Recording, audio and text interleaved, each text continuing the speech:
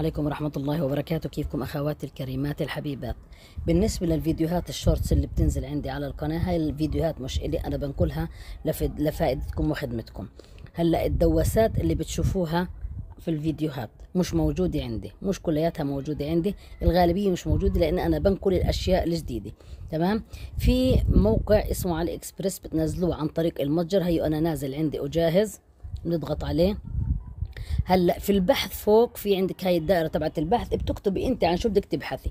تمام. شو بتكتبي؟ خياطه، قدم ضاغطه للخياطه، الات خياطه حديثه، بصير يطلع عندك بهذا الشكل. لو طلعنا منه هيك شوي، رجعنا للخلف، هي انا كاتبه قدم ضاغطه للخياطه. خلينا نعمل على البحث ونشوف.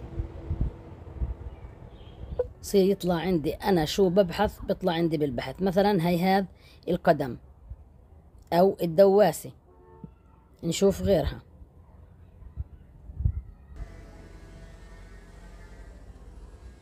لو جينا مثلا على هذه الدواسة اللي انتو سألتوا عنها، نضغط عليها على الصورة، بيفتح معانا عدة صور بهذا الشكل، اللي هي للمقاسات، الرفيع، الأعرض حسب.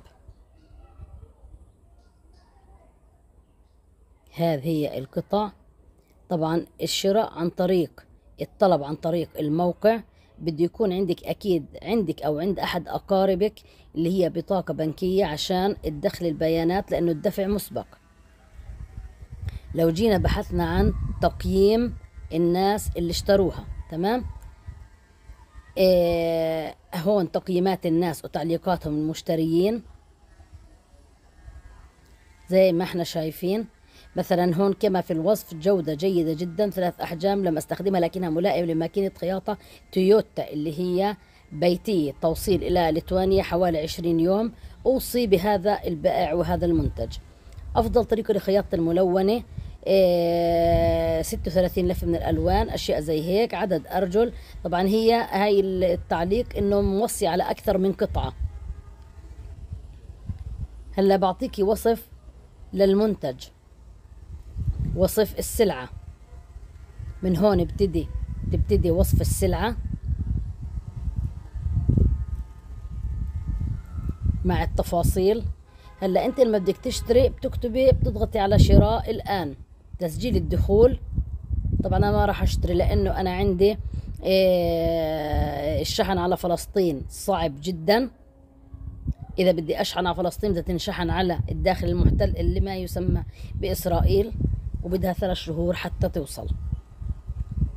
هلا انت كل شيء بتبحثي عنه بصير يطلع عندك صور مشابهة زي ما انتم شايفين هيك. هي دواسات اشكال ثانية،